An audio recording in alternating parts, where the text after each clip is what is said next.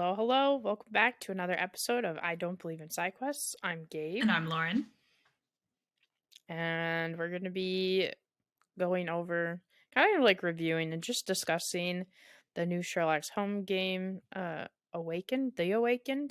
It is, The I think it the was The Awakened, Awakened. Yeah, yeah. I think so. And it was a remake of the original. But before we do that, catch up on the week.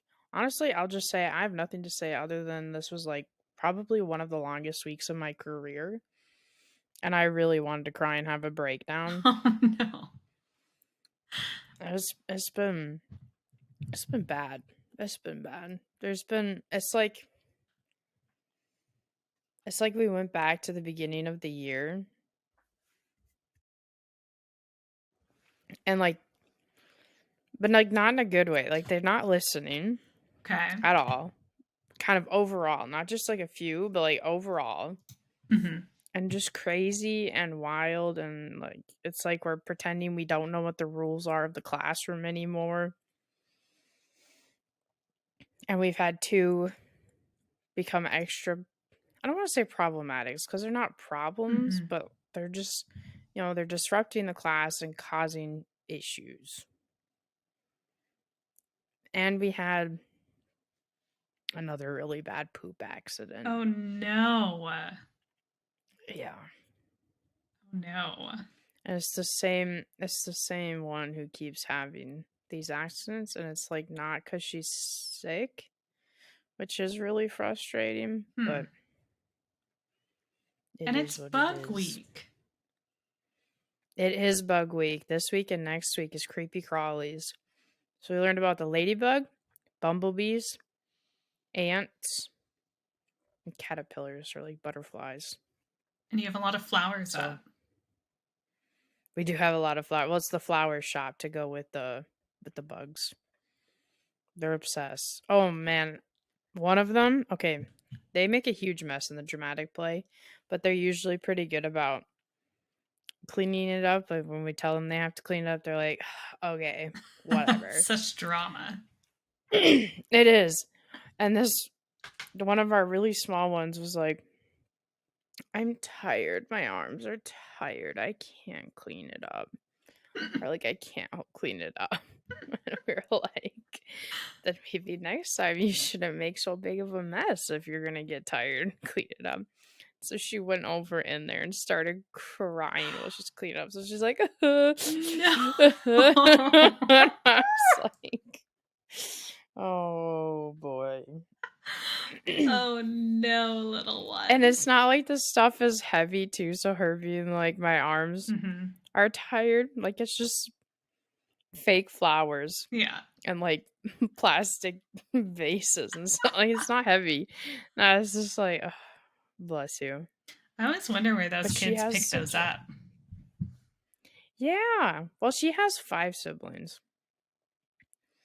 So maybe that's why. Mm.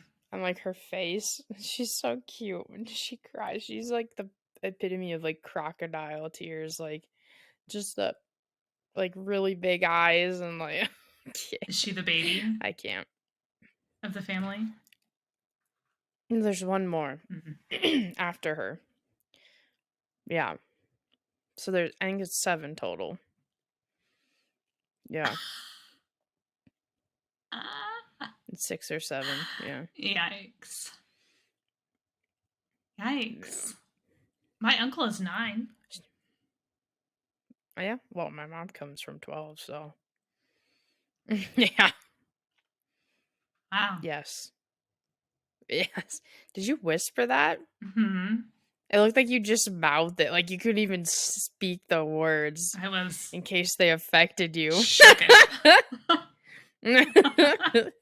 Yeah. My oldest cousin is the same age as my mom's youngest sister,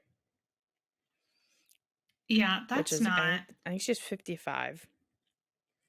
that's not shocking in families like that with that many Mm-hmm. kids because Mm-hmm.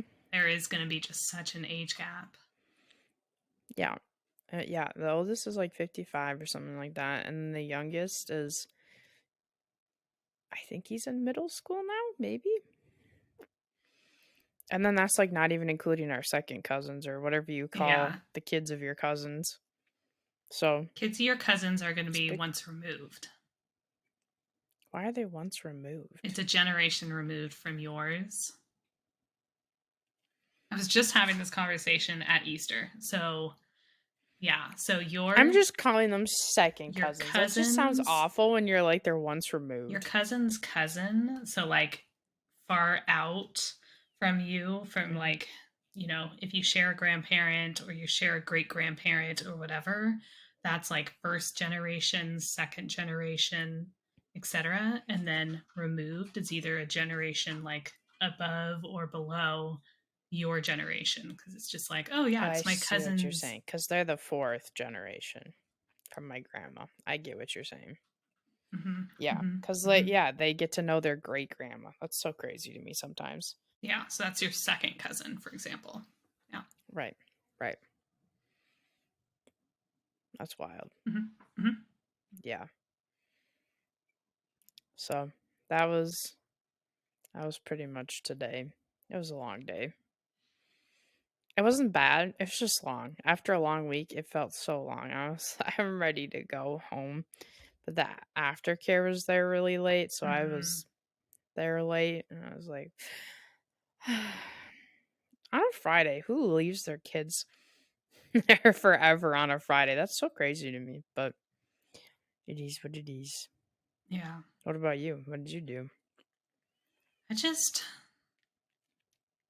don't know. Work was just taking a lot out of me this week. I think I'm just working on like a lot of creative projects that aren't Mm, like quick to close or quick to finish up. And so it's just like a lot of drafting and then trying to um, make it creative and look pretty and look nice, and then get feedback on it, and then redo it in kind of a different. mm-hmm. So it was just like a lot of like cyclical work, and so that just Yes. like is exhausting because it just doesn't end. And anytime you're like, great, I think I've got it done, then somebody else comes back and they're like, well, actually, we want it a little bit different, and so then you have to add that back in. And if we have, several different things that are all using that template, then you have to go and remake all of them. And so it's just like a lot of just going back and like redoing things we had already done. And so I just feel like I Mm-hmm. haven't done anything, Oh, yeah, but because I like you're have been not working. progressing. Exactly. Like you are progressing, but it doesn't feel like you are because you're just stuck in the cycle. Yeah. Mm-hmm, mm-hmm. That would drive me bananas. Yeah.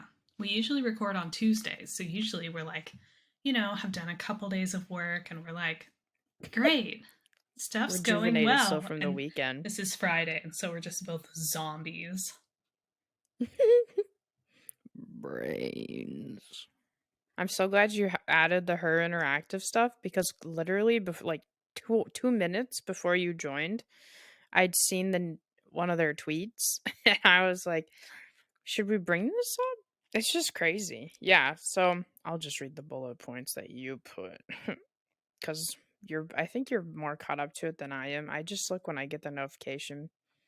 Oh, so okay, what I can talk about, what I did see was I saw the video of Mm-hmm. the barista mini game, Mm-hmm. the development and test image of the coffee bar. Okay, so I think that's what I just watched right now before you Yeah, they joined. posted that And that today.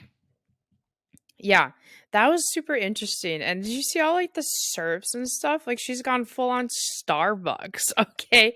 It was wild. And then I was thinking like, have we ever done coffee before? Because I don't know why I feel like we have, but I don't think we've ever actually done coffee. It was just like, have we done drinks? Oh, you know what I'm probably thinking of? It's Malloy, the Irish one. Castle Malloy. Yeah. Yeah, we do the drinks. I actually really liked that. I liked making those drinks. And we've done the sorbet things in Danger by Design. True. That's But true. yeah, we haven't done like latte art because Her Interactive has been showing us kind of game environments of like development and test images.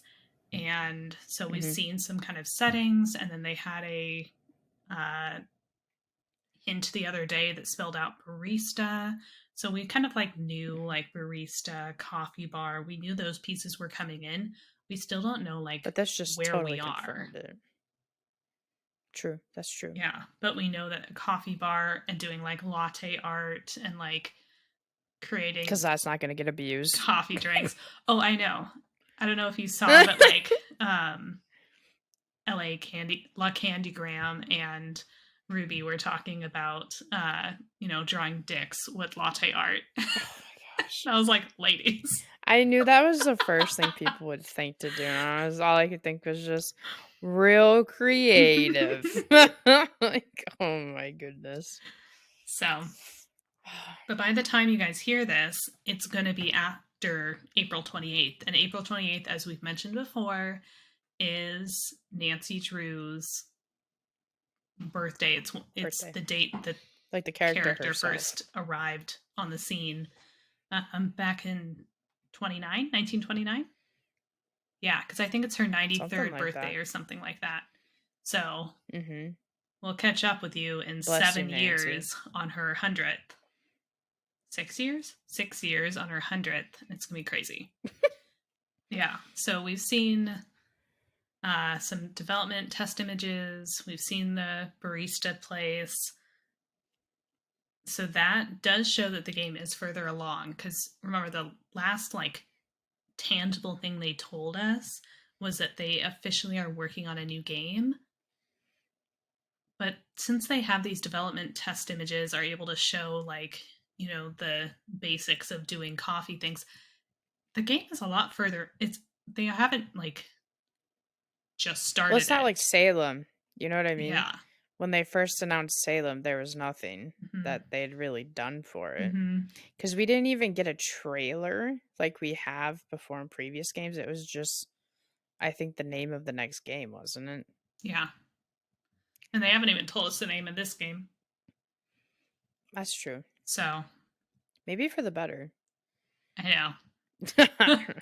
We'll see. But if they start putting out like character models, like if they get Deirdre going on, they keep being like, you never know who's going to show up.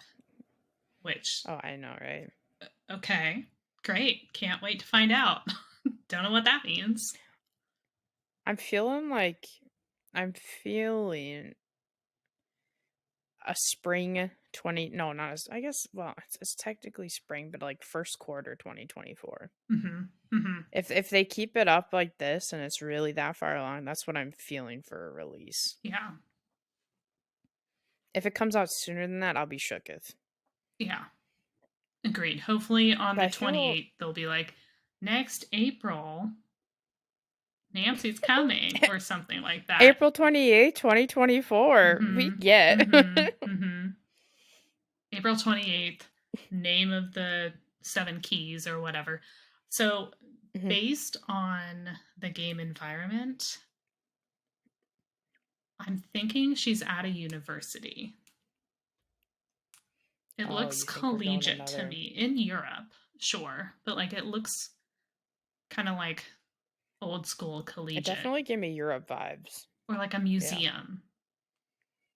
Oh, a museum would be fun. There's something academic about it.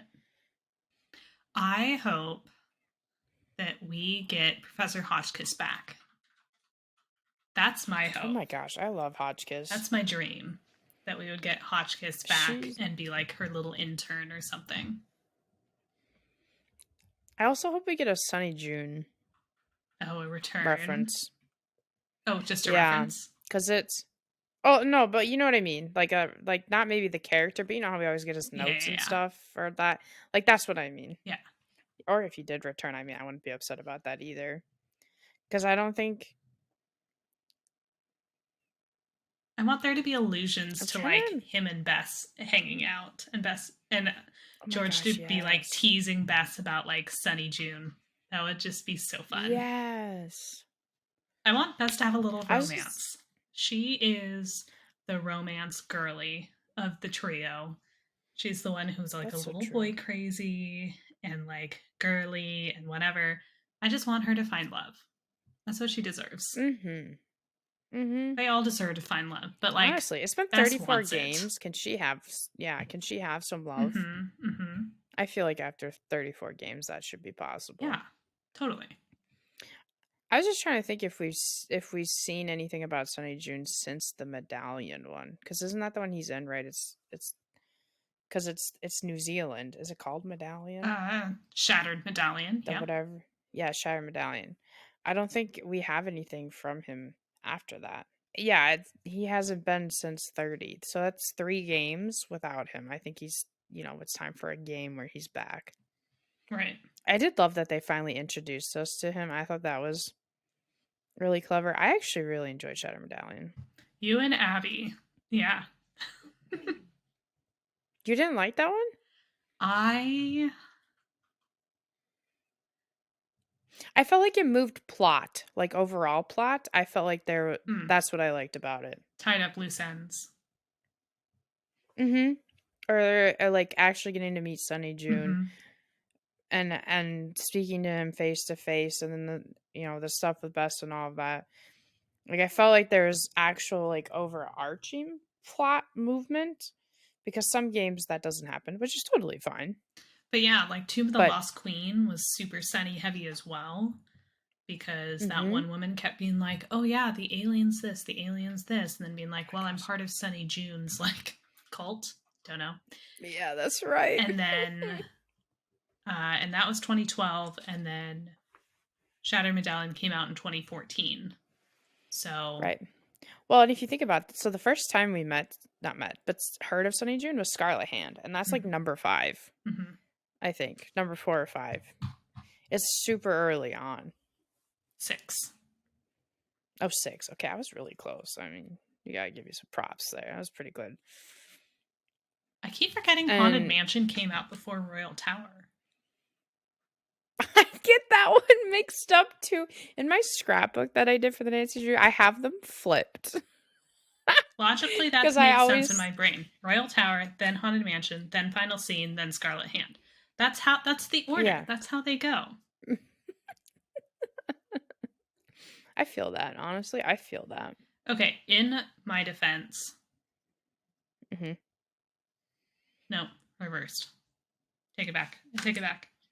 I'm just looking at release dates because Message in a Haunted Mansion was released in November of 2000, and then it was like, and that was for Windows, and then they released it for GBA in November of 2001, and then Treasure of the Royal Tower was released in August 2001. So I was like, oh, well, Message in a Haunted, anyway, doesn't matter. I don't even remember what is Message in a Haunted Mansion. What's the San one with the Francisco. dragons? That's Yeah. the Royal Tower, right? The dragons. No, Yeah, okay. Haunted San Mansion is the one Francisco. with the dragons. What? What dragons? Where you have to find all the Chinese symbols in the house? Yeah, yeah. Haunted Mansion. Oh, but then what's Royal Tower? That's French. Marie Antoinette. That's where we meet. Oh, yeah. Uh, I the remember the woman we final love and respect, puzzle. It's Professor this. Hotchkiss. Yeah, I remember the final puzzle is the staircase. Or it's not the final puzzle, but yes, okay. Yes. Oh, Haunted Mansion I is the see. one in I San really like Francisco. Haunted Mansion. That's right. I loved Haunted Mansion. I feel like it flowed really well. Yeah, One of their better games. yeah. I did also really like Royal Tower too. I felt like the early It was games. Haunted Mansion was very cohesive. That's the thing. It's very cohesive. They came in with one game plan, didn't get Yeah. distracted, Hmm. allowed you the flexibility to like wander around and do different things, but at the same time it was just like, okay, well, you still need to like migrate around these corners and whatever, and there were like ghosty things going on, and there was some element of like spookiness, but at the same time you're like doing the story, you're just meeting and having just normal conversations with people, and then Yeah. learning at the same time. But yeah, the storyline was like, it was simple. It wasn't super Hmm. complex. Who's going to Simple but steal a beautiful. diamond? Why are there so many issues and sabotage related activities happening in the house? Like, Hmm. that's the core piece. And then you're going through acting like a detective, just kind of like breaking into a little room or doing whatever, and just finding out what's going on. Like, it's not a huge, Because big obviously plot. detectives just break into rooms. Um, I love that's how you're being a detective. that's You break Nancy into Drew a room style. and it's I know, but it was just like that was the first thing. Amateur detectives, that's all that they do. Ouch. They just sneak around and True. break into things that they're not supposed to be in. Bless. Speaking of detectives, I'm ready to I think we shift. I feel like that's the great. Yeah, so we've been talking about some heavy topics recently. So we wanted to play and talk about a game that we thought would be lighter fare. We may have erred slightly. That's egregious. Oh my lanta. So like I said, we both played Sherlock Holmes The Awakened. The Which is a remake. remake, yes. Is it a remake or a remaster? What's the So difference? That's I can answer this. They remastered the game. Okay, so the original game came out in 2007. They did a right. remaster of it that came out in 2008 because the 2007 version only had first person, which sounds Oof. terrifying.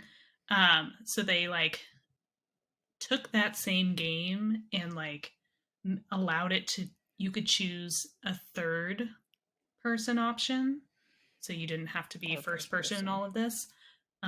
But so the remaster is just like taking the game more or less as it is and then making some Hmm. smaller adjustments or some quality of life adjustments or whatever. And that's kind of like a remaster versus a remake, is saying, all right, we're going to start from scratch and rebuild the whole thing using our new engine, our new graphics, whatever. Okay, so it's not an exact copy of the original, but it's similar. Yeah, I think the storyline is Yeah, fairly identical in regards to like right. what happens, but then the Hmm. puzzles and the graphics and the music and the art and a lot of those other pieces, like the Right. atmosphere and everything, is updated with modern um, Yeah. engineering. Knowing that it was Lovecraftian and Cthulhu, maybe I should have expected it to be dark, but I didn't expect it to be as dark as it was. Mm-hmm. And so I I made note of all the places we went because I was like, this is crazy. And all the different things that happen. So you start in London, and your first depressing thing you run into, if you explore, is there's a dead labor children puzzle. Oh, you know why? I think it's because I also had the DLC. Okay, this is the other thing. I Oh. bought the deluxe version, I think. So I had the DLC. So this might be a DLC quest, and maybe that's why you gave me a look like you had no idea what I was talking about. Mm-hmm. Correct. Okay, well, you basically find these dolls, and they're representation of these labor children. And it's I don't the do final. dolls, so like I'm super glad I missed this. Well, you find the dolls, and then you put them in these little scenes, and then that opens the key, and you use the key to open this big cupboard. And you find that the three dolls you found, those labor children that they're representing, all died because of where they were working and stuff. And so the last child to survive, the fourth one, was like, I can't do this anymore. And like they'd been doing puzzles and treasure hunts to keep the other labor children happy and excited, but she was like, this is my last puzzle, my dears. And she basically went and yeah, is no more. And it was so sad. So that was how chapter one started for me. And I was like, oh boy. And that was just a side. That wasn't even the main. Hmm. Hmm. Because the main was equally kind of as sad. You have the servant get kidnapped. Okay. So I should just say disclaimer, major spoilers. I'm not afraid to talk about everything that happened. The game came out in 2007, so if you didn't play it, okay. But okay, so did you have chapter 1 with the flower seller? The flower seller? Okay, so if you don't have the DLC, chapter 1 for you starts out with Sherlock is just like, "Where's my newspaper?" And and Watson is just like, "Sherlock, I have a case Wait, for do you mean you." a lady who sells flowers? Is that Yes. what you mean? I was thinking a seller, like a CELLAR Oh. for some reason. And I was like, what do you mean a flower No, the person seller? who sells Yes, I flowers know what you're talking to about. the Go ahead, book though. owner Yeah. or the bookseller. Yeah. Oh, Yeah. you played that. Hmm. Okay. That's part of the main story. Yeah. That's chapter Yeah. 1. I was, yes, that's what I was saying. Is there's that, but yeah, there's that part, but then there's also but that part's not depressing. That's happy. I was going to get to that. That was like the only happy thing in the story is that you could save his love life. You could save the library dude. He's not a library dude. He's a bookseller. And like match him with the love of his life, and like the dogs love each other and everything. I also assume that there's a possibility that you don't. It kind of seems like Yeah. at the end, like maybe you might not have helped him. Were you brutally honest with him?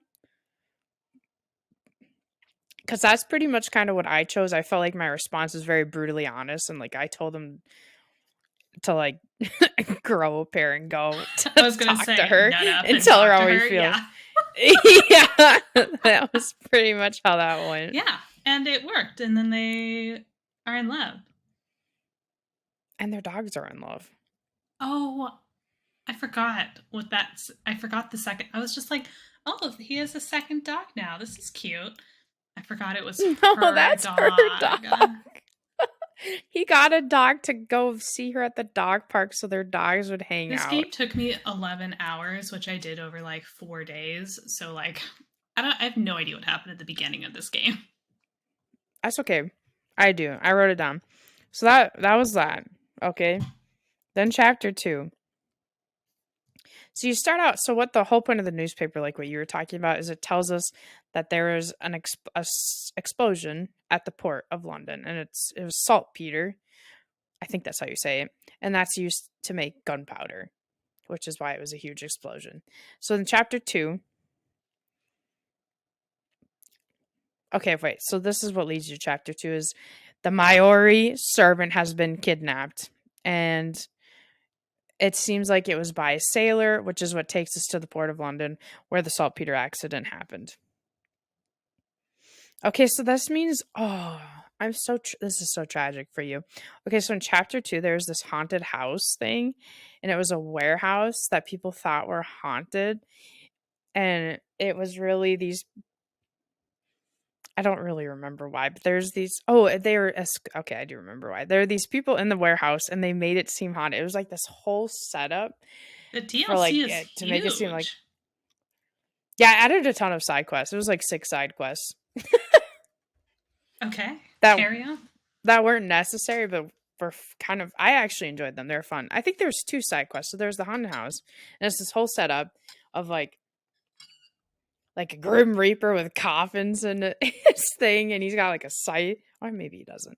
And they use like a boot and like phosphorescent and made footprints like going up the wall and then on the ceiling, like someone was walking there, and just all this stuff.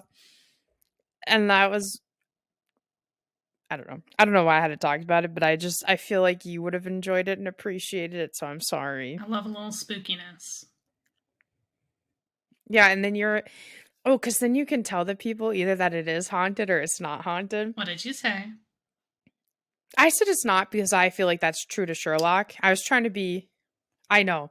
But me, I would have been like, yeah, it's so haunted. Like So you shouldn't go haunted. in there. Well, I love a haunted house. sometimes especially for a first playthrough, I try to choose Hmm. and be like, if the character's like a really defined character, I try to be true to the character. Yeah, you can do a chaos run later. We just make all the wrong Exactly. I can choices. do a chaos run or maybe a more true to me Hmm. character. Okay, but so chapter 2, this is why chapter 2 is depressing.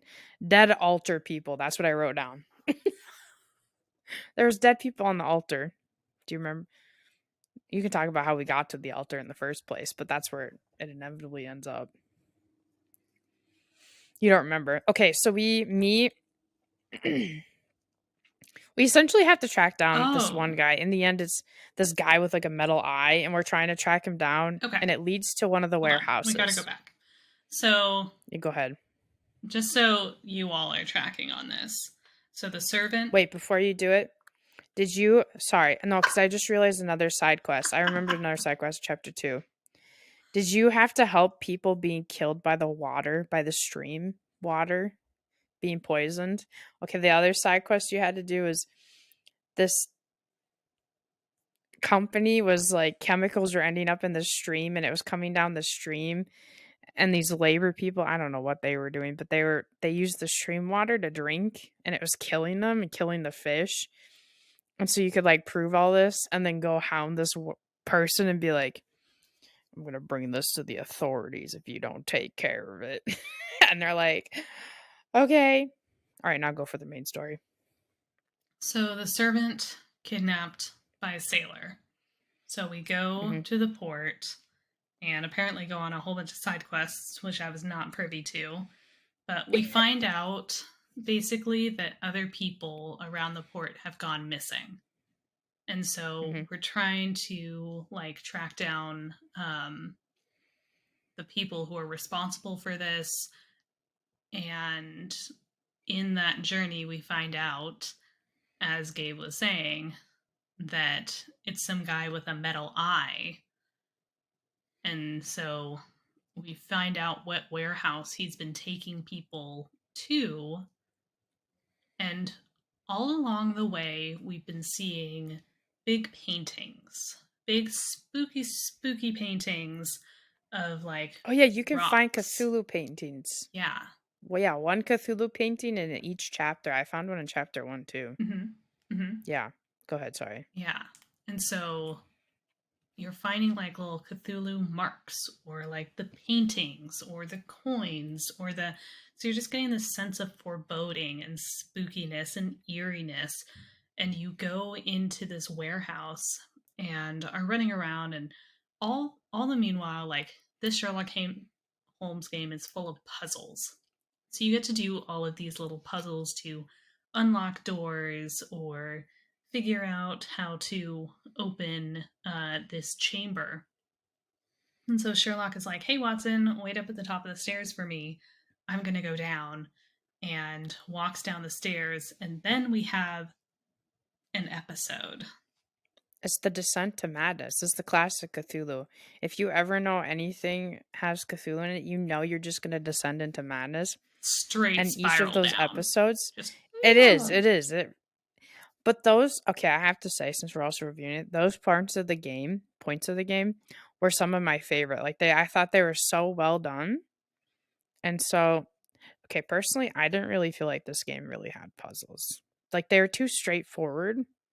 They didn't feel like puzzles to me. I was like, okay, I get what you're trying to go for, but like, if we can't figure out we need a freaking crank wheel to to lift this up, I mean, you might feel ours. That's totally valid. But those I felt more were like the most puzzles of the entire game, and where you really had to think and be mm-hmm. like, okay, how do I get through this? Because it's not logical. So It is logical, but not logical. set the scene for Go ahead. everyone. I don't know how to set the scene. So It just felt like a descent into there's madness. a descent into You're madness. in rocks, floating rocks, So there's I just think. green, misty light everywhere. You're in this True. area full of all these wet rocks, and there's just Yeah. green light everywhere, and you are trying to find your way out. And so you're running this way and that, trying to find all of the little nooks and crannies and pieces that you can push or walk into or fall off of to move you on to the next area. And so at one point you have to like drop through a mouth, a big creepy scary mouth to get down to a lower Oh, area. yeah. The first one, you literally jump off of the ledge just into the abyss. And then the second one, yeah, you jump into the mouth of the creature. Forgot about that. Yeah, so you jump in the mouth of this. It's truly just like a mouth in a hole in the rocks. And you just jump and it's full of just all of these teeth. And you jump through it Well, and then circular. yeah, Yeah. you jump through it, Go you ahead, find sorry. yourself down at this new part and you the game so there are kind of a couple different buttons you can press to see the game in different ways. There's something you press that kind of gives you like I don't know how to describe it, but a special If you press vision. Z, it highlights. Yeah, that's Q. So if you press Z, Z highlights nearby interactable things within a certain radius. And then your Q, right, it puts you in, it's not really a trance, but it's like a, what did they call it? They called it like concentration, is what they called it, where he's just really super focused, I guess. And there's like little blurbs and you'll like look at it and it gives you like 3 words So you look at a typically. pot or a pool of blood, and it will say, "Ooh, this is fresh, and this is, not enough to be from a lethal stabbing or something." So it kind of allows you to understand what Sherlock is deducing while he's in Hmm. this When he mode looks at that. that you can't see just Hmm. like with your normal eyes. And so you have to kind of cycle between this special concentration mode and normal mode to be able to do a lot of these puzzles. And so you have to like look at them with your normal eyes and then look at them with your concentration eyes and like go back and turn around and do all of these different things to see from a bunch of different perspectives how to solve these puzzles. And so that's just so interesting that it is not so straightforward and it does just require you to use a lot of critical thinking. Hmm. And sometimes a lot of it, I felt like you were doing the opposite of what it seemed like it was telling you to do Totally. or what you think you should do. I like the concept of having to walk backwards into the door because, like, if you're looking at the door is like, ooh, spooky. I'm gonna stay closed. But if you're not looking at me, then I can open because surely you're not gonna walk backwards into me. There was this one point where you had to just like you couldn't run at the door, you had to walk really really Oh yeah, you just slowly. walk. I could not that part took me so long to figure out because I could not figure out how to walk slow enough so that it wouldn't close because you have to like press control or something as you walk to like really slow down. I don't know. I didn't have to do that. I just walked normally. I just didn't hit shift. I didn't run. I tried walking normally and it was not working for me and it was making me crazy. Interesting. I didn't even know you could walk slower than how you walked. That's crazy. So that part drove Did me you nuts. find did you know you had to walk right away? Did you find the clue on the ground that he made a comment that someone was walking? Taking really small steps, Yeah. kind of like tiptoeing That's along. Boop, boop, boop, boop. Mhm. That's really interesting I mean, I think that I you had had to to. press control. I don't remember. It took me forever because I could not figure out how to walk slowly. And I like I was gonna say knew I'm conceptually surprised. what I had to do, but I just couldn't figure Right. out how to do it. Yeah. How to do it. I was surprised you said it took you 11 hours because it took me 11 to 12 hours and I had all the extra side quests and I felt like I was slow. That's how long I was playing the Not saying game. that you were slow. I know I walked away from it at multiple times and it was still going to like do things in my house. So Fair. I don't Yeah. think I was actively playing that whole time, but that's how much gameplay time my Steam Steam shows. shows. Yeah. That's fair. Well, when you make it through the descent to madness and Watson comes and knocks you out of it, you find a dead man on the altar. But I was. Holmes is never the same after that descent to madness. That's true. Yeah, that's true. Although it kind of seemed like stuff was maybe starting in chapter 1. Like he seemed not. No, maybe not. I don't know. But that's true. Yeah, he was not the same after that. Since I'm talking about the depressing stuff, that's the depressing thing of that. You find a dead body and like all this blood. Actually, do you find multiple dead bodies?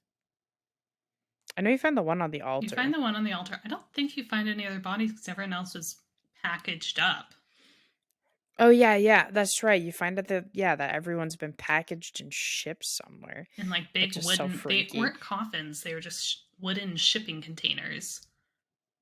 Oh, But there was blood everywhere. So there was, at the very least hints of terrible things happening.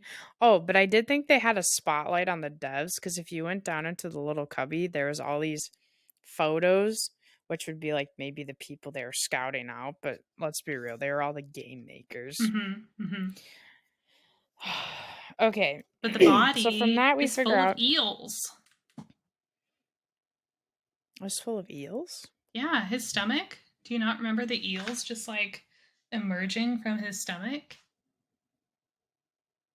I didn't have that happen, I don't think. Oh, lucky. Anyway, he was a sacrifice No, to maybe we Cthulhu. did. No, maybe we did.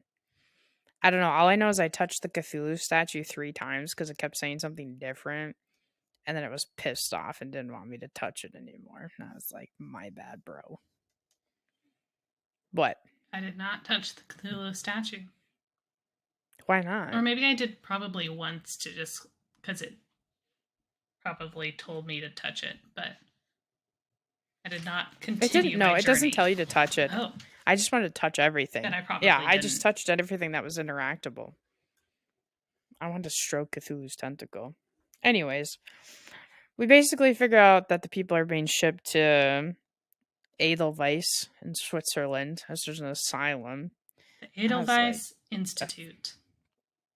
yeah. Why there? I still don't really understand.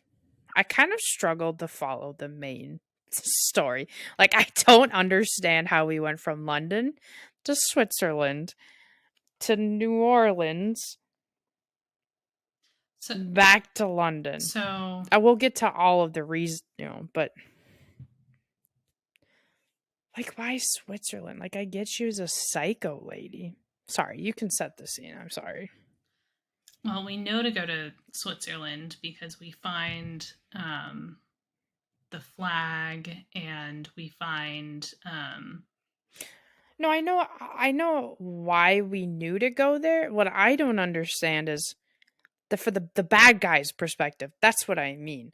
Why were they like, let's send these bodies to Switzerland, and then we need them in New Orleans? Oh no, they don't need them in New we're Orleans. anyways. No, we go to New Orleans because of the gems. Is that why we go there? The opals. And that's where the money for the institute comes from. Right. That's right. Oh, so okay, wait. So I think I get it. So they send the bodies to Switzerland. They do the weird I don't even know crap to them, which like turns them into the like weird potentially Cthulhu slaves. And then they send them back to London.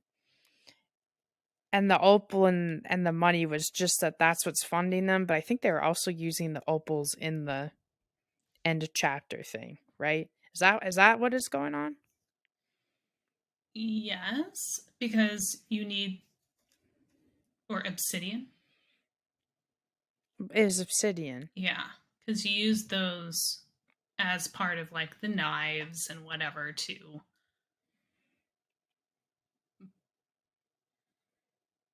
See, now you're confused too. I'm sorry if I confused you, but it's very confusing how it all fits together. And I like collected everything and read everything, and I just couldn't follow. Okay, so we're at the asylum. Hmm. Let's just try to talk through it. Okay, we're at the asylum. We're at the asylum, and we know the asylum is spooky scary. And so Holmes Do you want sends. to know the side quest there before you do the main quest? Yes. Do you want to know what it Mm-hmm. was? Okay. I think it's based off a real thing or something. I think that's what Wolf was telling me. It's called Five Dead Frogs in the Walls. And so you find these five poems about someone who was killing their patients, and they talk about how they were killing them, and they were calling them frogs. And it was something like, this is what separates a human from a frog, implying they were the human and the patients were frogs, or you know what I mean? Like Mm-hmm. the patients weren't human and that the humans were superior.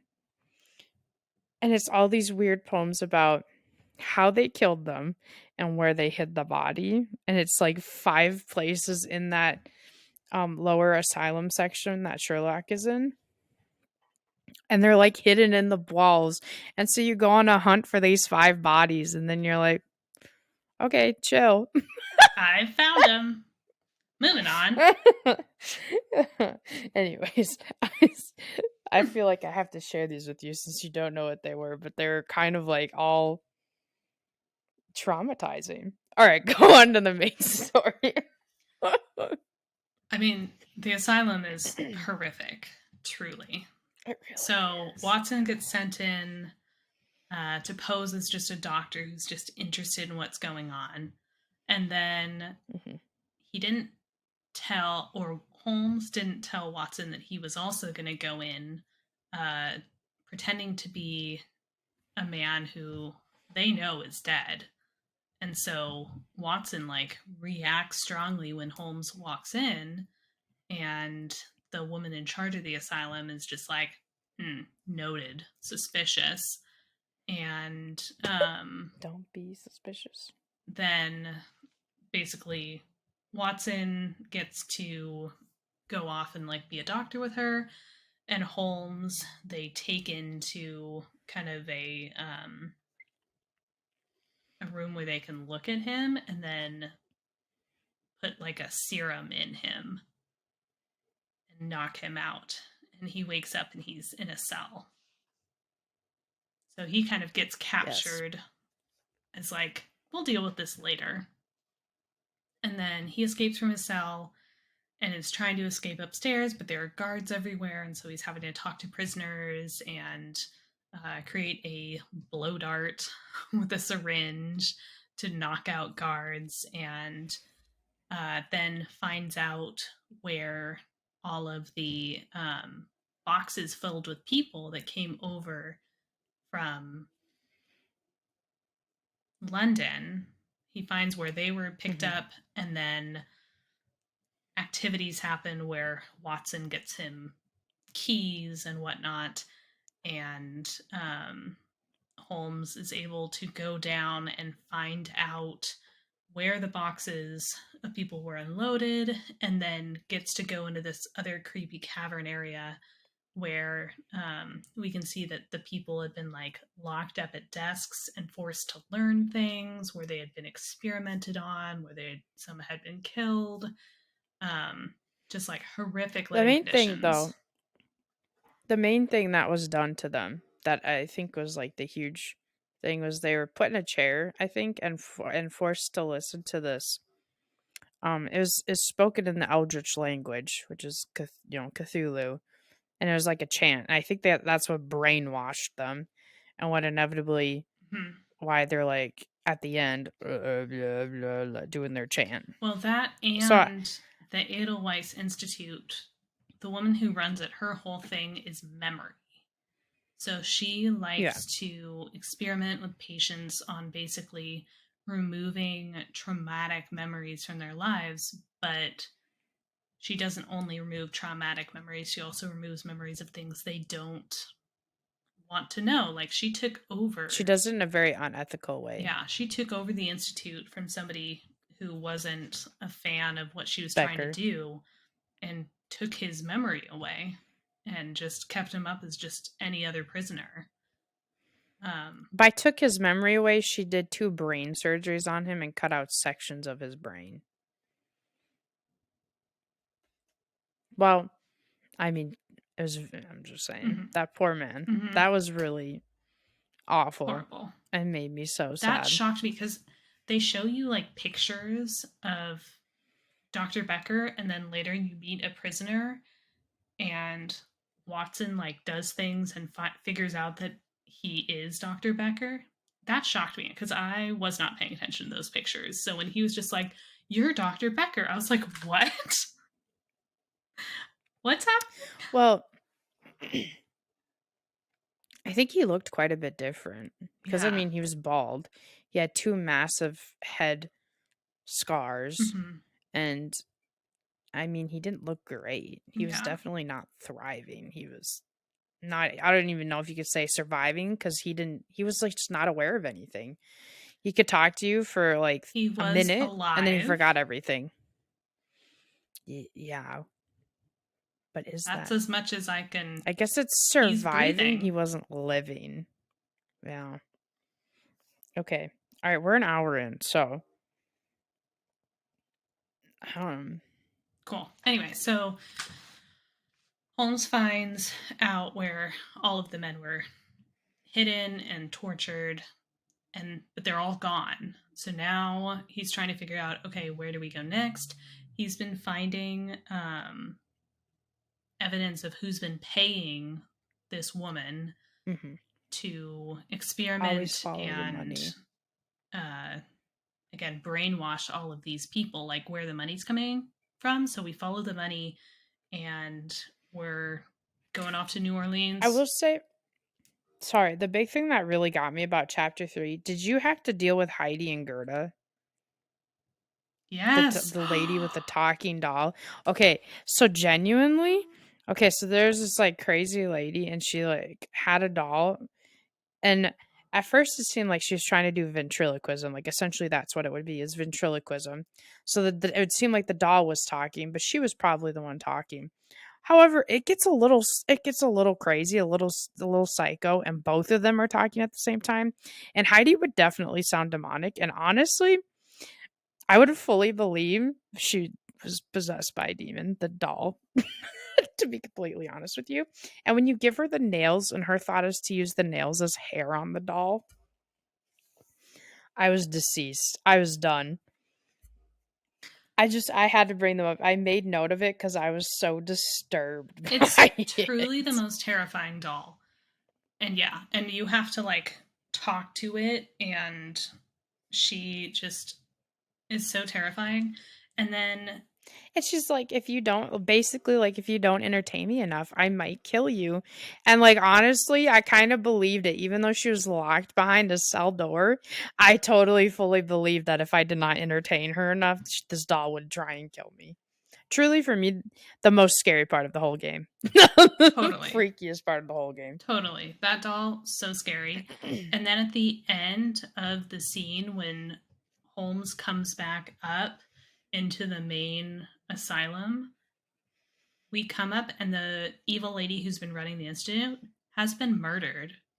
There is a pen all the way through her eye, poking into her brain, and the doll is on the desk. Yeah, So yeah. Gerda So and the doll murdered her, and then Gerda ran.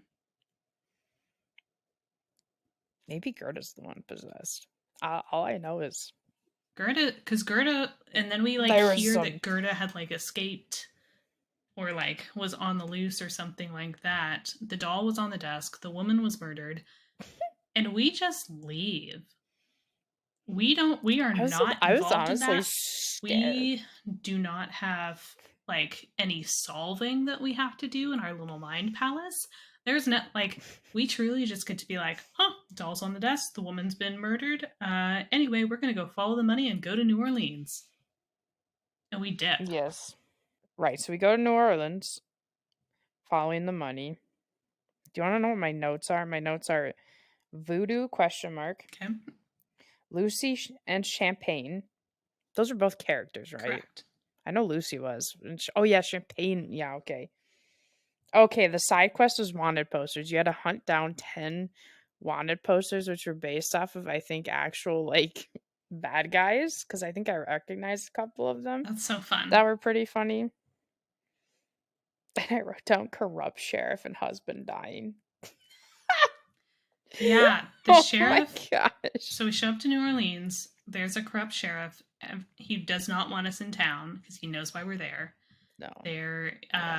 We go to the house where we find out that the gemstones that we knew, the sale of the gemstones were funding the asylum. Auction house. Yeah, so we find out from the auction house who owned the jewels. And we go to that house and it's a murder house. Like, they're dead bodies.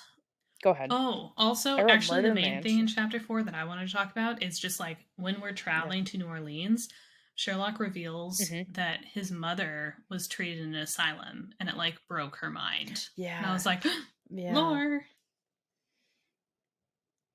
Yeah, that's so tragic. It's so scary how like cruel people are cruel. I don't know.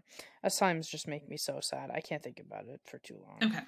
So now chapter 5, we're in the murder house. Murder mansion. Before you see the murder mansion though, you find 4 fingers have been sliced off and are just lying on the ground.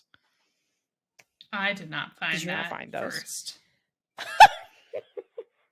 Well, they were, and a raccoon ate the ring off one of the fingers. And you need to go find where the raccoon is to get the ringtone. You can't make this shit up. I'm sorry, go ahead. So you get to the mansion, you walk in, you find, well, in the stable before the mansion, you find a horse that's severely dehydrated. And you can go and give it water and like save it. So that was good. But yes, you walk in the house, you find servants killed.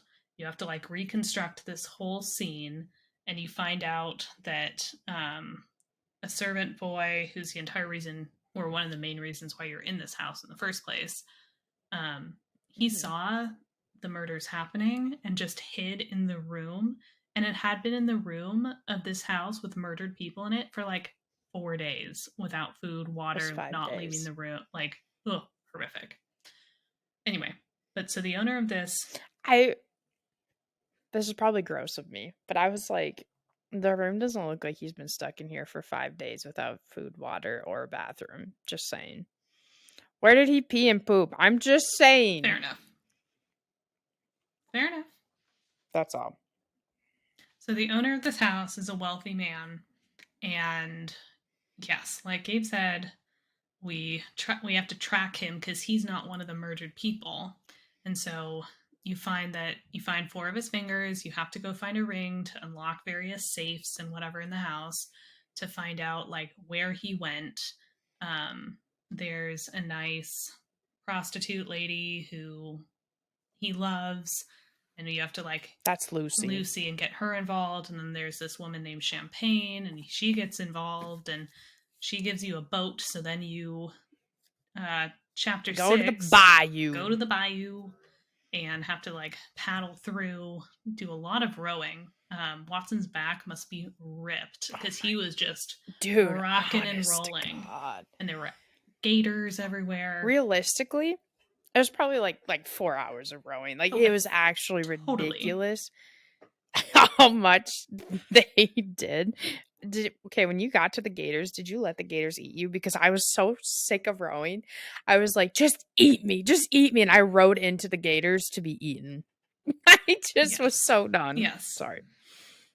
No, but that part was wild because the gators were hungry, and so you had to like jump out of the boat and shoot down hanging bodies that were just like hanging in sacks on a tree. You had to shoot them down so that the gators would like go and eat their bodies. Sacks for me. They weren't hanging in sacks for me. They were just naked. They're just naked people bodies. Just people hanging from trees. It's so horrific. It's so grotesque. I was totally not prepared for this. Like, I feel like I needed a warning at the beginning of this entire game about what all I was going to be It was just so Resident experiencing. Evil vibes, like the whole way. It really was. Like as soon as Chapter I 6 walked into the really murder was. house, I was like, okay, this is very Resident Evil 7. Yeah, it's Resident Evil. Yeah, dude, I felt that actually when I walked into the house, even before seeing the dead bodies. I was like, this is giving me those vibes. Yes, yes, I so see that. I will say, as ridiculous as the rowing was, I felt like that was, maybe not elegantly done, but like I felt like it was a really Mm-hmm. well done. I don't know what you would call it, chain of events. Mm-hmm. Maybe I don't know, Mm-hmm. whatever that Because part you had a of puzzle it. that was telling you to follow first the The lilies, the lilies, but what were they called? They were the white something. they were death's messengers. So Oh, you that's had to you mean learn what they were that. calling them, not the real thing. Yeah, yeah. Yes. So we had to follow lilies and then fire uh, torches Torches. and then crows Yeah. and whatever. Anyway, so you end up at this. You had to follow crows? Honestly, at the ending part of that scene, I have no idea how I finally ended up where, but I did make it to where I needed to be. Yeah, that's good. Yeah, anyways, I'm sorry. Go ahead. That you get to this big bonfire where you have to again figure out the chain of events and figure out. There's people chained to like crosses, not chained, but tied to them upside down. And honestly, I think most of them had been like a pig, where when you drain a pig's blood, you hang it upside down. There's a lot of blood sacrifice happening. Yeah. And so you get Yeah. into this stone room. Holmes has another episode where we go further into our little madness thing where we go in the green stone area and get to do more puzzles. And Yes. then we find the rich guy whose fingers had been chopped off. We rescue him, bring him to safety, and return home. But in that room, we find some books and documents that were for the rituals that were happening. And we use them, take them back to the bookseller that we met at the beginning to translate. I made a note for that chapter. Still haven't found Mayori. The servant for chapter 1. I thought he was the one that Sherlock was talking to, that was hanging upside down the cross, that Sherlock was talking. No. That was. Oh, is that who that was supposed to be? I thought that was supposed to be the guy who had his fingers cut off. The guy whose fingers were cut off was the one that Watson saved. Oh, you're right. Was he supposed to be Arneson? No, Arneson is the one we saved. He saved. Is that who that was supposed to be? That's what I thought. Oh. Well, that was one of my complaints, was that we never found the Mayori guy. We never got resolution to that, but I guess maybe we did. Mm-hmm. Yeah, I guess that's the only person he could really have been. I'm shook by that. Okay, continue. I'm sorry. That was my interpretation of events. Anyway, so we save Mr. Arneson. We bring him back to his lady love. We go back to London, and we show the bookseller this book. Barnes. Yeah. And so he starts reading through, and he starts to get like a little excited about Cthulhu. And we're like, did you leave the book with him, or did you take it? Oh, I totally left it with him because I knew he was already descending into the madness. No. And I was like, here you go, what brother. Happened? You're welcome, Cthulhu. Well, nothing happened, but you totally know that he definitely, like, the book. Okay, obviously, it's never really fully confirmed if there's supernatural in the game or not. But I think it would be safe to say that that book had demons inside of it. For better, we'll just call that, had demons inside of it, and they were like Like, it was compelling you to read the book, and it probably brainwashes you. And I was like, you know what, brother? We all float down here. I took it away from him. I was just like, no, you don't need this. But you do get to do a side quest in this I'm a psycho. chapter because Yeah. you run into Mycroft, and Watson does this whole hissy fit with Mycroft because he's just like, you work for the government sends people to die in wars. Just like has this whole thing going on. And Mycroft is like, hey, Sherlock's really not doing well. Do you want to go and check on this informant that I have? And so you do, and he's been like watching the embassy. You find his body, and he has been watching the embassy, and there's a whole list of notes written about like this person has come and gone, this person, and then there's an M written at the bottom of the sheet. And I thought Moriarty. that's what I figured. But then after confronting Mycroft and the way he was sketchy about it, I was like, is it supposed to somehow stand for Mycroft? But that would make no sense. Like, I still think Moriarty. I think Moriarty, especially. Yeah, well, we'll talk about it in a second, but the there's a reference later to the final problem is drawing near. The cult leader mentions to Holmes that the final problem is drawing near, and the final problem is the Sherlock Holmes story where Moriarty and Sherlock Holmes go over the waterfall. Oh, I forgot about. So that was my this M for Moriarty, and then the final problem draws near. The two of those combined made me go, okay, so we're setting up for the last game. For the next game. Yeah, that's what I was thinking. Yeah. Yeah, I actually liked that. I felt like that. I was like, okay, so this is the Nancy Drew teaser for the next game. Got it. I did appreciate that. Yeah, so chapter 7, we're just back in London. Watson is running around getting answers to things and figuring out who the cult leader is and where they're doing. And where are the sacrifices happening. So that we can go stop them. So, chapter 8. Damn it. Go to Scotland. Because we haven't been enough places. And also we're in a boat. We're rowing our boat to Scotland. I know we didn't row all the way, but like the end of it is rowing our boat to Scotland. And I was like, what is Watson doing? Watson is ripped, my guy. Lord almighty. Because here's the thing, right? I think, isn't it canon that like Watson has an issue with one of his legs? Yes. So he just skips leg day and solely does arm day. That was my thought process. Solely arm and back day. And that was why he could do all of this rowing. I think they probably rowed most of the way, though, because I don't know how they would. Well, it was only to a lighthouse. So hopefully they probably did row the entire way nearby. No, they probably rowed the entire way from the mainland of wherever in Scotland to the boathouse, to the lighthouse. Yeah. Bless them. Anyway, so we show up at this lighthouse.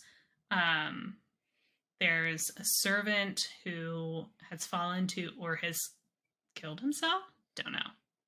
Yes? No? Well, it's the guy from chapter 5 who had chopped off the 4 fingers. Yes, he had gone crazy. He'd gone descended into madness, and you find the letter, like one of his notes, basically saying that he doesn't remember killing all those people and doing all that. Like that's like a black spot in his memory. And see, that's why I think that implying that like Cthulhu took over, was involved with that. Yeah, and that's what I think the Edelweiss, they're injecting people with this memory stuff that will remove their memories, and so you just kind of like keep giving people the memory stuff. Wait, they were injecting people? I thought she was removing memories by cutting out parts of their brain. I didn't realize that was like part of the experimentation of like finding out which part of their brain has those kind of memories, and then from there figuring out how to like target those areas particularly. Gotcha, gotcha, That was gotcha. my understanding of what was going on. But we do I thought he just had too many Cthulhu tentacles in his brain, and so he was just done for. also possible. But we go into this cavern, which is dark. You spend time like running through the cavern, calling for Holmes and seeing his little um Oh, it's like sound. echolocation kind of Yeah, thing. his Yeah. sound circles coming at you, and then you have to Hmm. like go veering off, and then you are in these two chambers where like you have to do things, and then Watson does things, and then Holmes does things, and then Watson does things, and Did you explore the caverns before that part? Morbid curiosity of me really wanted to explore all of of that cavern area, but I was like, "Ugh, I probably shouldn't do that, so I didn't do it. But if I ever go back for a second playthrough, I was like, is it all all the different? wrong Like, what ones. happens? Where does it go? I Yeah, went in a well, just couple of the yeah. wrong ones just because like I'm bad at the game. And there was never anything to like What click happens? on, but it was, there'd be like a pedestal with a skull on it or a pedestal with something Yeah, else. So like there wasn't like, I didn't find anything exciting, but dang it, there were things. that's so tragic. I was like, I was super concerned. I was like, what if I miss something not going through these? But this also feels like a moment where maybe I shouldn't. But then the part you were talking about after that, where you're switching back and forth, it gave me such Portal 2 Mm, co-op mm-hmm, vibes. mm-hmm. And I was like, I love this. Except you're both people. You don't have to rely on another idiot to help you. I'm just kidding. I'm just kidding. It's all you, the power. It's just your two brain cells instead of your brain cells and someone else's. And I thought that was probably one of my oof. It's tied up there with the Descent into Madness puzzles. Like those were what I would truly call the puzzles of the game. Everything else was kind of lackluster for me. It was like, okay. And so after we solve all the little puzzles in the dark and we kind of escape into the lighthouse itself, we find that we find all of these people who have like sacks over their heads and they're just kind of little zombies at that point. Um, and we find out that there are like big gemstone Obelisks. yeah, I think they're obelisks. Is that what they're? big gemstone They look like obelisks. jade. Yeah. And you have to They looked like jade and phosphorescent goo from a ghost had a baby. mm-hmm. Yeah. It's like their larva. So you have to Yeah. like turn these special lights on them, Laser and then you can beams. stab them with an Obsidian obsidian knife. knife to And they destroy them. And explode. then all the zombies are kind of like, "What's going on?" Because it kind of releases them from their um, mothness. Because they're kind of moths. They're just puttering around the lights. And then you go Yeah. up and now you're surrounded by them, all these people with gunny sacks over their heads who are jumping to their death. And Watson is running around trying to get rid of all these gemstones to like turn off the summoning, and Holmes is up I have top. to say, for that part, when you're Watson trying to destroy the gemstones, I was so sick and tired of doing the stupid QTEs that weren't even like necessary good QTEs. I was like, is the whole point of this to add length to your game so if people who aren't used to doing this shit mess up, they just have to keep doing it? I think I maybe messed up once, but I don't even know if I did mess up. QTs were like whatever to me, but I was so like it's overused because at first you have two QTs, then they're like three, and then they're like four, but it's like multiple times because you have to go back and forth between. And especially like if you're trying to figure out what to do, then you're doing it that much more. And I was like, if you want to make us do it the first time, okay, sure. I'll respect and understand that. But if I have to do it every single goddamn time I go through there, it just got old. And I was like, it just feels wasted. Like the Mm. mechanic isn't even fun and interesting anymore. It's just like gross. Why do I have to do this? Anyways, Anyways, Sherlock's up top. So Sherlock's up Mhm. top talking to the cult leader, who it's very spooky scary. So the cult leader is very like, we're calling Cthulhu, this will be a good time. Sherlock is just trying to figure out what's going on, trying to figure out like, did you drug me? What, like, logically trying to figure out why he's having visions, why he's descending into madness like this.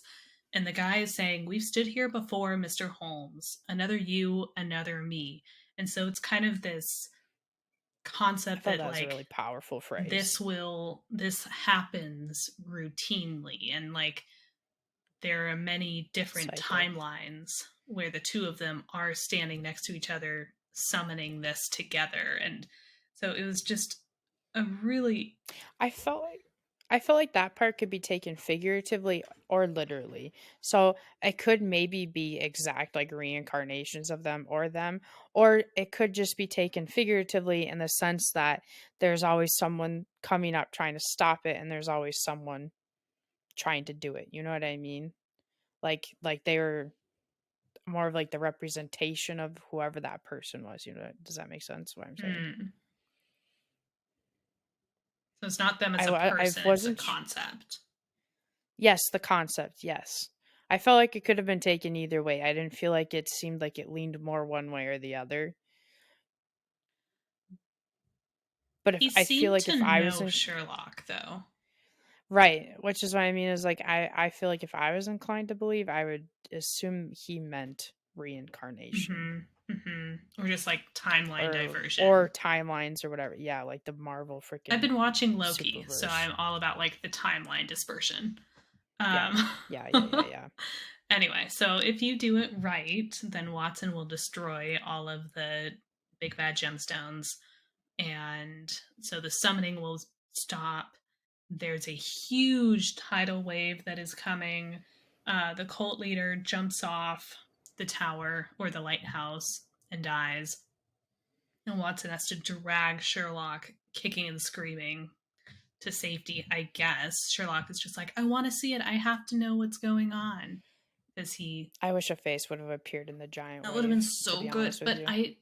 at the same time, no, because the whole point is we don't know what's true. And I feel like if there was a face there, it would have kind of I led wanted us. the face. I hated that it was so ambiguous. I felt like there's too many questions that weren't answered. Mm. I didn't like it. I didn't like the ending. I was very unsatisfied. I wanted actually this is what bothered me. This is what I really wanted. Okay, so there's a different Cthulhu game I've played, and you get Call multiple of. endings. I think it was Call of Cthulhu, I think is what I'm thinking of. And there's multiple endings based off of how far you descend into the madness. If you descend too far, it is full on Cthulhu's freaking real. The Eldritch God comes to life and kills everyone. Okay, maybe not quite that dramatic, but like Pretty that's close. the thought. If you don't descend far enough, Cthulhu's not real. Is essentially how it is.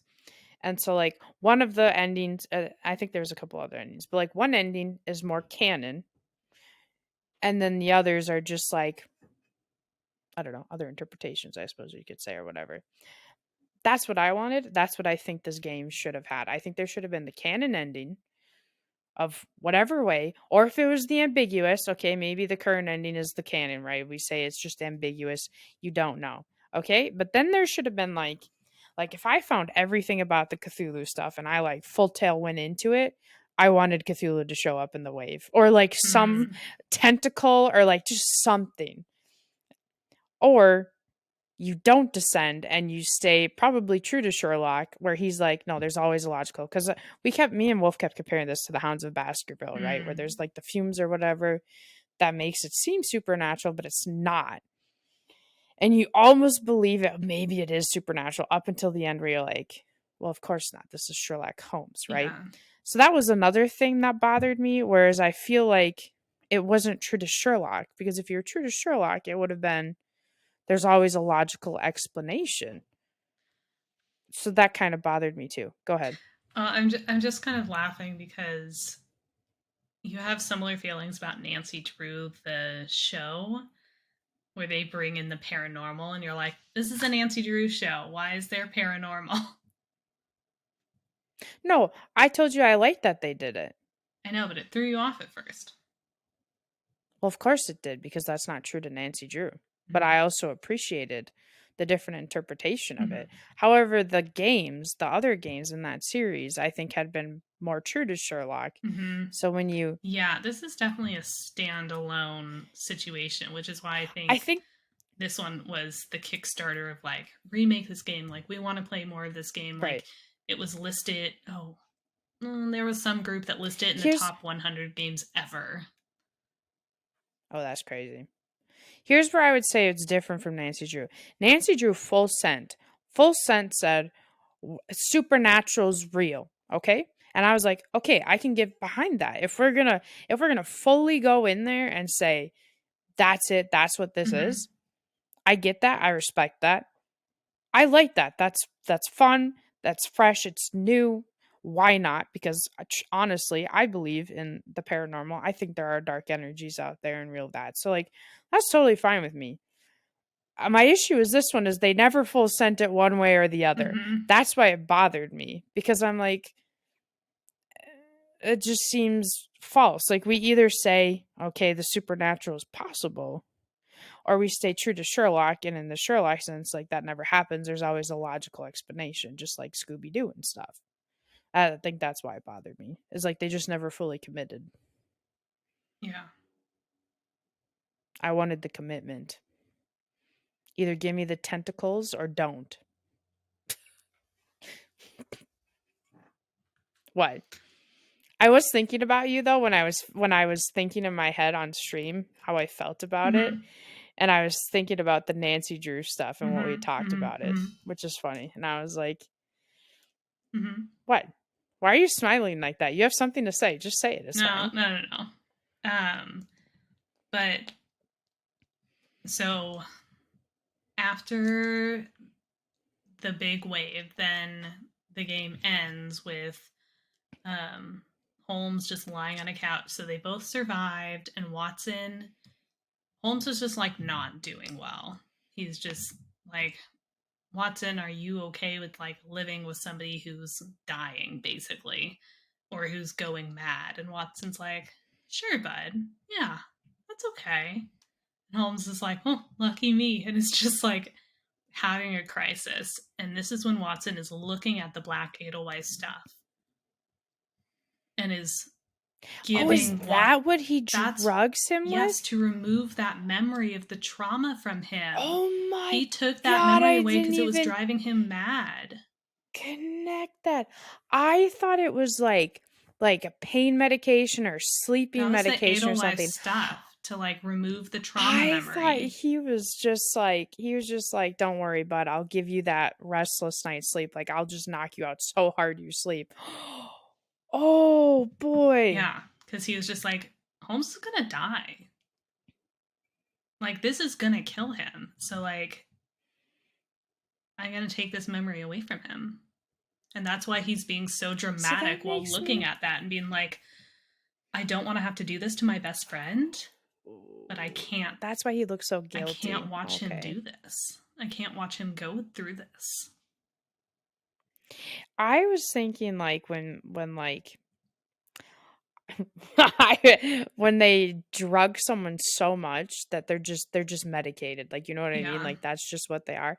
That's what I thought he was doing to Holmes, and I thought that's why he felt so sad and guilty. And I was like, dude, I would feel really sad and guilty doing that to someone too. Well, I don't think I would do it to someone, but you know what I mean? But that's honestly they're both equally bad. Actually, I feel like they're very equal. I'm not sure one's worse than the other because Both of them, if you're yeah, the intention is the same. doped up and medicated, yeah. Oof. That still makes the ending even more unsatisfactory to me though, Mm-hmm. because if he's descending Mm-hmm. into this madness, is it because Cthulhu's real, or is it because of something happened? Because they kept referencing it started with a C. I don't remember what it's called, but they kept referencing that something like this has happened To like before. his sibling. They mentioned his sibling, but it was something else. It was like a place or Oh, A yeah, person or yeah. something. It started with a Well, C. and Can't, that I might have just been a previous game. I don't a know. previous game, but it might have been like also, an asylum where his mom was or something like that because it had that level Oh, of that's trauma true. associated with it. So then there's another thing. Is he going crazy because of his mom? Is it genetics? I don't know. Right. I don't like it. You know what? If they okay, here's I'll recommend it. If they make the next game and they answer these questions in the next game, I'll amend my review for the ending of this game. If we don't get those answers, it's shite. It's a crack of shite. It's a crock of shite. That's all I'm saying. They're too wussy to commit to one way or the other. Well, is it wussy or is it allowing Okay, readers to take what they people who want? think that's artistic, hot take, I hate you. I think you're too wuss to commit to one way or the other. And so your cop out is I'll let the reader finish the story themselves. I did want to, since we're talking about the developers, I'm sorry, I know uh, that's a hot take. this is from a company called Frogwares, and they basically do all of the Sherlock Holmes games. Uh, so they've got quite the whole series. We did want to highlight that they are Ukrainian and Irish developers.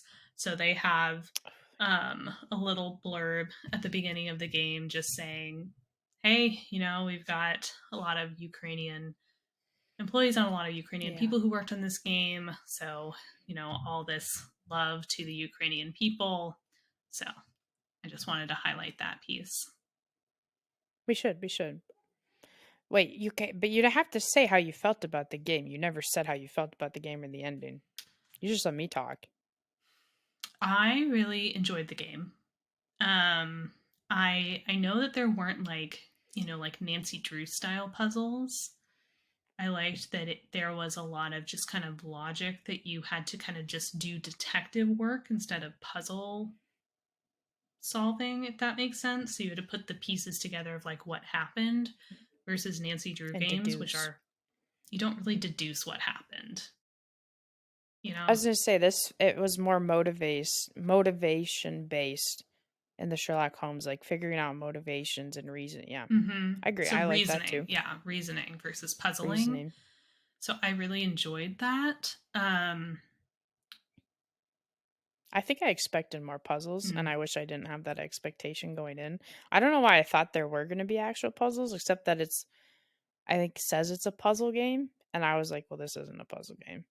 yeah.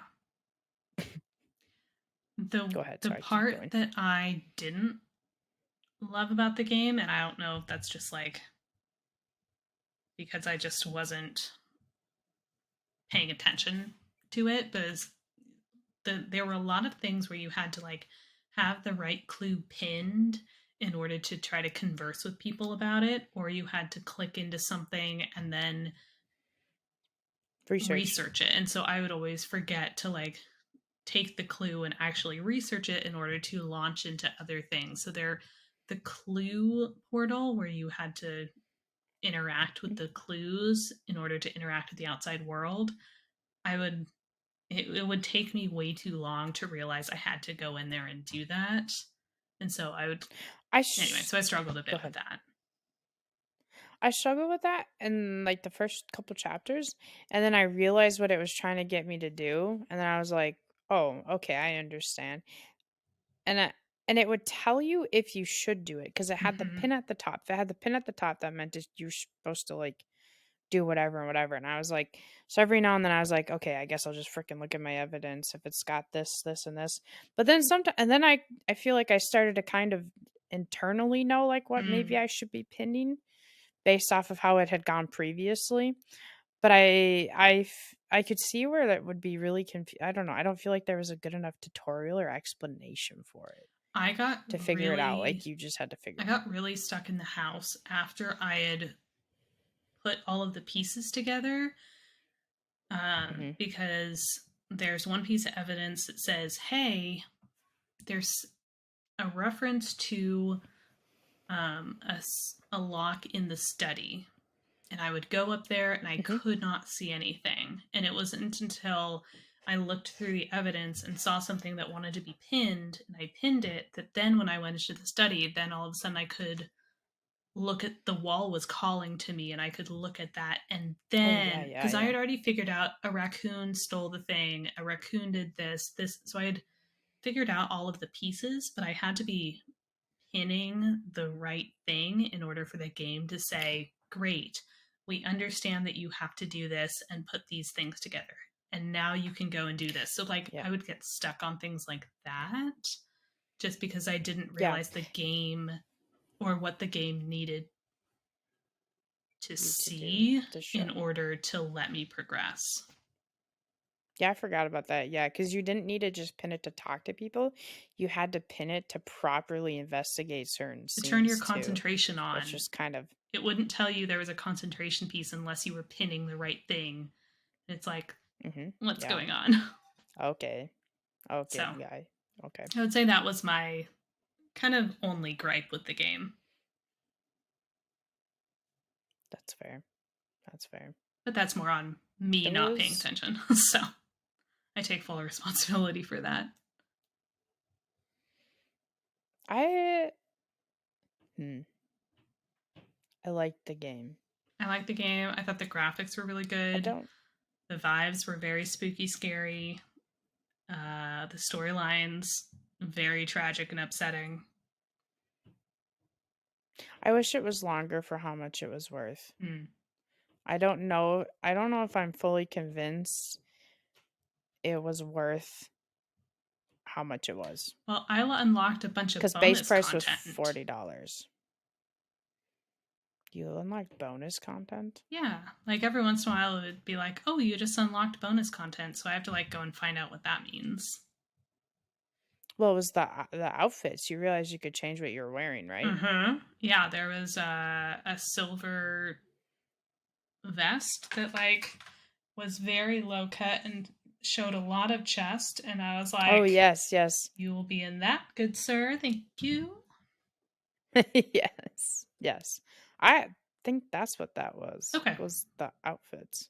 Maybe I'm wrong, but No, you're I don't probably right. remember seeing a new thing on the main menu. So, I yeah, I don't know. All right. It was good.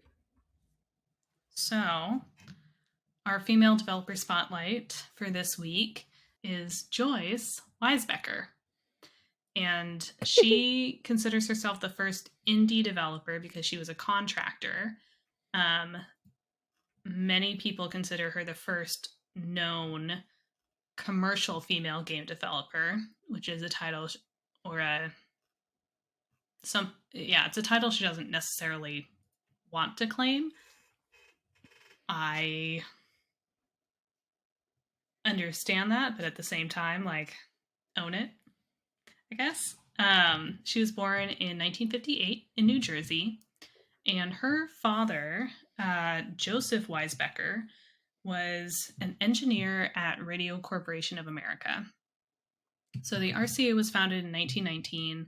It was a leader in electronics as well as just communications in general in the US. And it was really, really, really big for about 50 years.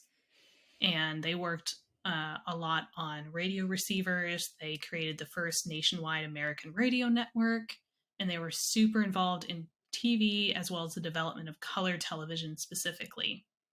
So, radio and TV, they really rocked and rolled with that for 3 decades or so. And then in the 60s, they moved into computers and PCs. And so Joseph Weisbecker was really on the front lines of that and was building his own computers at times when no one was doing that. And he was the architect of an 8-bit microprocessor, which then he was developing Can I games for. And so he was just a pioneer. I just want to say my grandpa was like that too. He built their first computer that they ever had and their the first TV, and not like just like built, like ordered, like Yeah, full yeah, on yeah. built. That's so And cool. isn't that, I'm like, I wish I was as handy as Grandpa Richard. May he rest in peace. But it makes me laugh because my dad is very much not a handyman, and Mm. like his dad was like full on, and he worked for NASA too for a while. Mm. But your dad Bless is him. in tech, Anyways, so yeah. My dad is in tech, but my grandpa was like a handyman. Like I mean, my grandpa worked for NASA, not my dad, yeah, but yeah. he, could build things and just was very, like, he took care, like, he wouldn't need to call a plumber or Mm-hmm. do that kind of stuff. You know what I mean? My dad can't do any of those things. Bless him. If we have to do that kind of stuff in the house, I'm the one who does it. And he's kind of just there logicking it out with me and like holding the flashlight. And I'm Mm-mm. like, okay. He's a project manager. But It's okay. I'm so he is. That's something that, like, whenever I think about it, I just am like, that's so It's crazy so that he was crazy. smart enough to just do that. Because like when we build PCs today, we order 10 parts and like screw them together and call Right. it a day. But like he would like made, all the different parts and stuff. Like Anyways, go ahead. welded them. Yeah. Yeah, yeah, No, it's exactly. very Sorry. bizarre. But yeah, so he basically was just pushing the RCA, trying to be like, hey, let's do this and let's do that. And the RCA was kind of like allowing him to do some of it and just kind of like pushing back on things, which would then send him back to his workshop where then he would develop something else. And so he was just really front running this for RCA. Um, and another thing I just wanted to highlight is that he also devised stage illusions for local magicians. So, like, he just wanted to create things. He was just a creator, which I love for him. But yes, I was gonna say I love that for he had him. two daughters, and one of them, Joyce, really took to computing, and so he would be building all these computers, and she would be practicing programming on them. And uh, when a quote from her is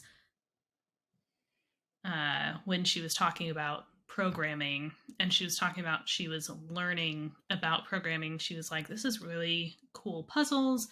It's that puzzle nature. It either gets you or it doesn't. um and it got I Joyce. think that's how my dad feels. mm, Oh, sorry. I think that's how my dad feels about IT and programming. I don't get it. I just hate it. I hate programming so much. you have to be in the right mindset or have to be the right person where it's just like, oh, logically I can kind of see the language and put all of these pieces, but you have to have it in your brain. You have to have the brain. You do. You really do. And my professor, I think I've talked about the programming class I had to take. And my professor talked about that. He's also worked for NASA. And he was like, you either get it or you don't. And it's not a fault of you. You just either have the brain for it, you don't. And I definitely, I don't. Like, I have to be able to physically see it, touch it, lick it. No, I'm just kidding. Like it, but like, and that's why I'm like, You like I was like, Dad, tangibles. this is what, yeah, I suppose. Yeah, I suppose you could say that. But I was like, Dad, this is why we're a good team. I do it, you think it. He was Mm-hmm. like, oh yeah. That I was like, visualization aspect. mhm, Yeah. mhm. I can visualize certain things, but it's the like when I can't even see the outcome. Mm. Because the thing with programming is like you never see an actual physical outcome. I mean, you see the lines of code, but I don't feel like, I don't know. Anyways, that's It's all. not a direct, like, Sorry. yeah. Yes. Yes.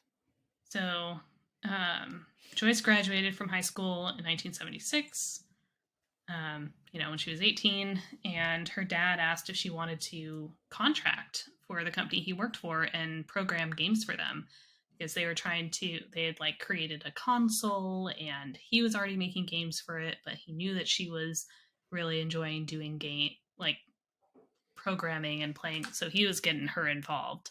So truly kudos to her dad who was just like, hey, my kid wants to do this, and come on. And this was in the 70s that this is happening. So she developed a couple games that she didn't get paid for. She was just kind of creating them, called Snake Race, and then one called Jackpot, which were just included in like the computer's manual as just type in programs of practicing things.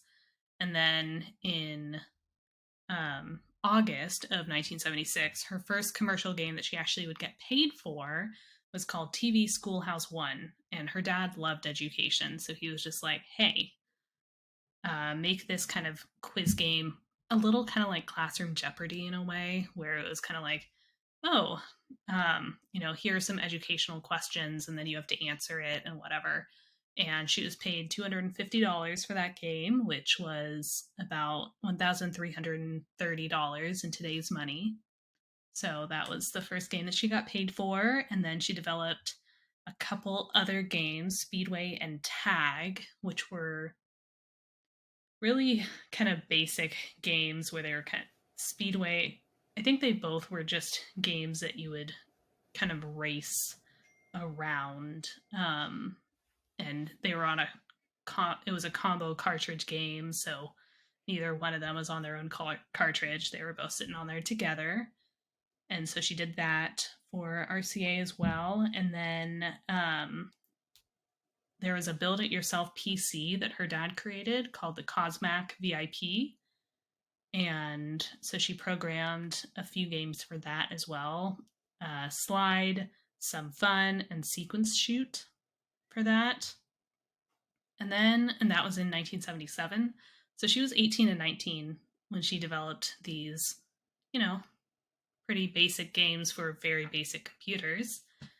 And then she graduated, or then she went off to college, and that's all that she did. She kind of spent a summer or two creating some games for this company her dad worked for, and then majored in computer engineering as well as actuarial science, and spent 20 years doing as an actuary, and then got some more advanced degrees 20 years later in electrical engineering and computer science, and then spent the rest of her career working as a radar signal processing engineer. And she had decided that, quote, you look around and you say, okay, do I really want to live at home and spend every night duplicating cassettes and going down to the post office and making photocopies of the instruction manual and mailing them off to people? That was the computer game industry at the time.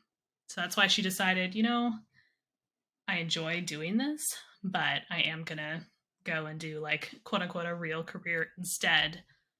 But there was an interview at Fast Company because people really started talking about her in, I guess 2011 is really when people started going, oh, wait, hold on, she might be the first female commercial developer. And so, according to Fast Company, she has become interested in game development again. I don't know if that's just because like people have been talking to her and spending time with her and being like, hey, tell us about your experiences. But she said she's trying to gear up to do something really interesting, AI and computer assisted animation, because she wants to do story-based cooperative games. So that was a fairly recent quote from her. So we might see some more Joyce games coming down the line at some point, which would be a really cool. That should be really exciting. Yeah. Yeah. Anyway. Good for her.